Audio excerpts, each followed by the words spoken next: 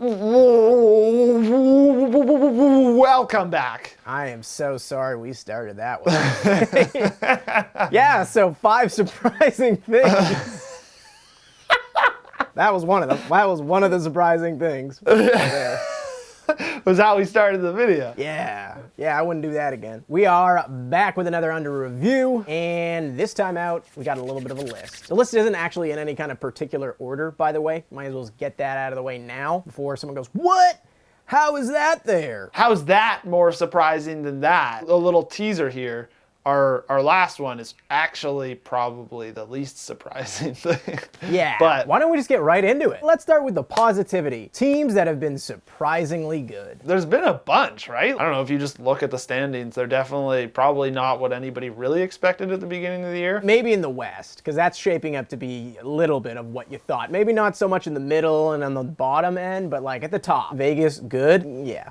Bound to happen. One of our main surprisingly good teams is in that division. It is in the West. The Minnesota Wild. Z, you really wanted to talk about the Wild. Well, we barely talk about the Wild. In fact, the only time we ever talk about the Wild is usually when you're calling them boring. Hey, it's not just me, okay? Not just you, yeah, but you definitely say it the most of the people on our team. It's definitely not true anymore, though. It was accurate. It no longer is. They are no longer boring. They are now incredibly exciting, and Kaprizov, everything to do with that. Man came out here and was like, oh, you had a problem with Panarin winning the Calder?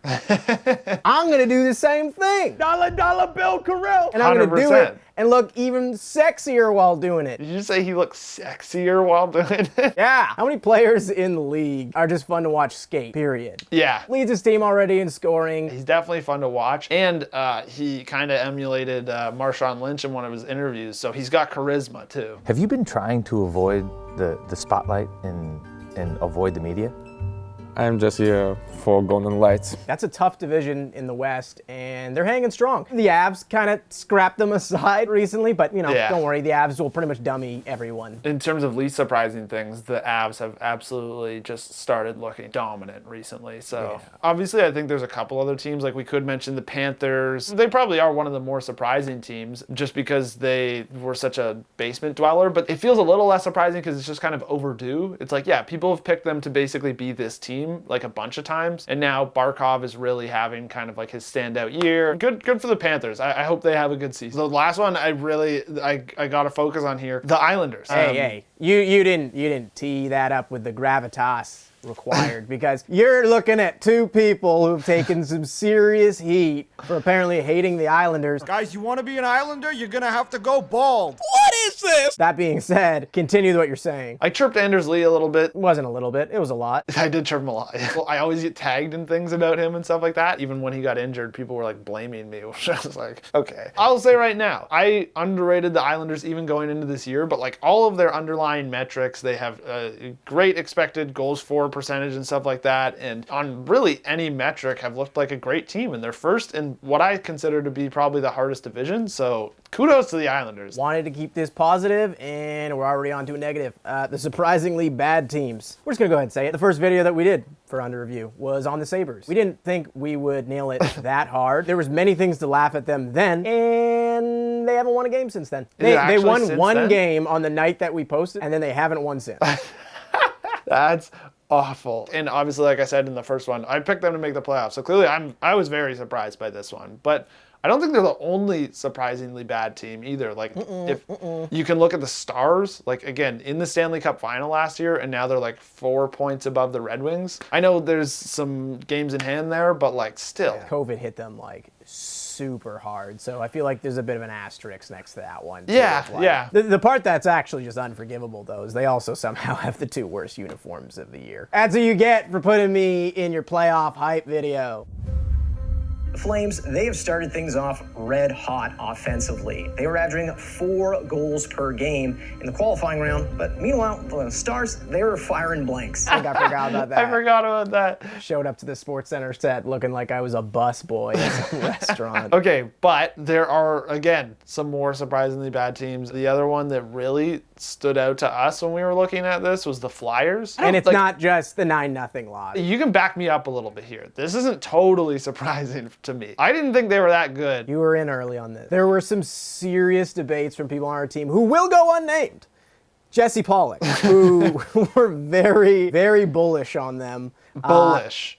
Oh yeah, I've been hanging out on Wall Street bets a lot. I would say that they're definitely underwhelming, way lower than probably you would have even have thought. Definitely worse than I just kind of figured they'd be lower in the playoff things. So those are the teams that surprised us, either good or bad, which brings us to the third thing that surprised us most so far about this season, which is young stars just being like, I want to leave, and them being granted a pass to leave, and most notably Patrick Laine and Pierre-Luc Dubois. That whole thing, it's still kind of, head scratcher and opened the gates for thinking that the Eichel trade could totally happen, where if he wants to leave, certainly a precedence this year where, yeah, I guess if the right trade's on the table, they'll make it happen, and a young star who's still under team control will leave. I know the Laine trade was a little while ago, but it's just something that for sure, going into the season, I was definitely of the opinion, they're not going to trade him. That's just one of those rumors that gets thrown around. It happened. We'll move on to our next most surprising thing. So Z, this one we know because we actually have discussed this a little bit, and it's that we both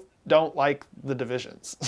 Which I am surprised at because there was a serious amount of hype going into whoa, all Canadian matchup. You get rivalry after rivalry. Again, not just in the North Division, but the Flyers and the Penguins, night in, night out. Golden Knights, Sharks, oh, yeah. They hate each other still.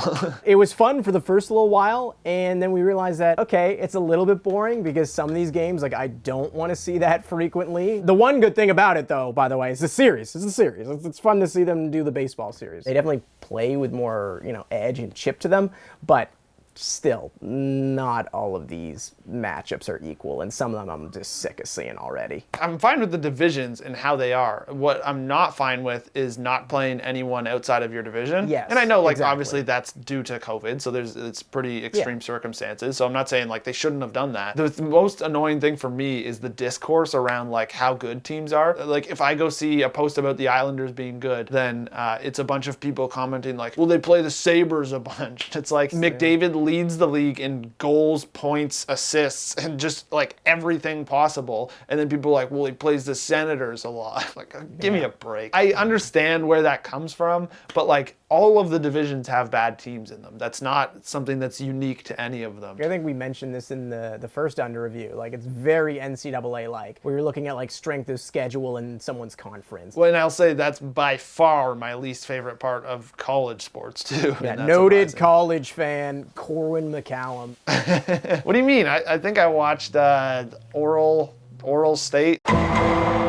Let's move on to something else that you got wrong, which is the last thing on our list, and I was a bit of a part of, but I'm gonna shy away a little bit. No, you can definitely shy away. You basically told me to shut up, and we included this just to point out that I'm dumb. Yes, I am quite surprised that right after I called the Leafs the best Leafs team ever, they have now gone 3-6. They have one win in regulation since you said that, I believe. Tough look. I will say, for anybody that watches Leafs games, I actually think they've played some of their most consistently good hockey, and obviously have had some problems in net. I don't have any ill will against Freddie Anderson, but he hasn't been that good. And Jack Campbell looks like the savior. So those are our most surprising things. That's what we're most surprised by this year. While we're on the apology tour, we apologize to the following. Well, that brings us to Don't Think, Just Tweet. So what are we going to be reckless with on Twitter to start out with? Well, let's just go right back to Philly, where it doesn't even matter that there's way less fans in the building. They shrunk the sample size, and they still booed. What do you think about the Flyers being booed off the ice, even with limited attendance at games? I'm actually going with a quotation from a famous philosopher named Risser Roberto. Best fans in sports. Yeah.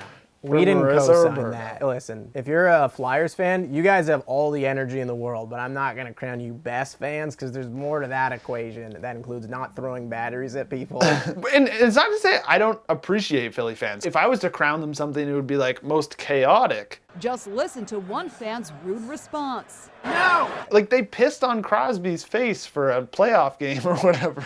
What the hell was that? Yeah, that was intense. Super intense, super chaotic. I don't know if I care about any sports result enough to urinate on the face of something that's meant to look like someone. Hey, don't I know you from somewhere? Yeah, you pissed on my face, friend. Oh yeah, you pissed on my face. I'm interested to hear your opinion on this one because basically Rasmus Andersson at the end of the game sends goalie, gets his first win in his career. Rasmus Andersson picks up the puck, tries to take it away. Sens get mad. Eventually he gives it back. But then he comes out with a quote after and says like, oh, I didn't know it was his first win. Got any tweet about that? So my tweet, I don't believe you.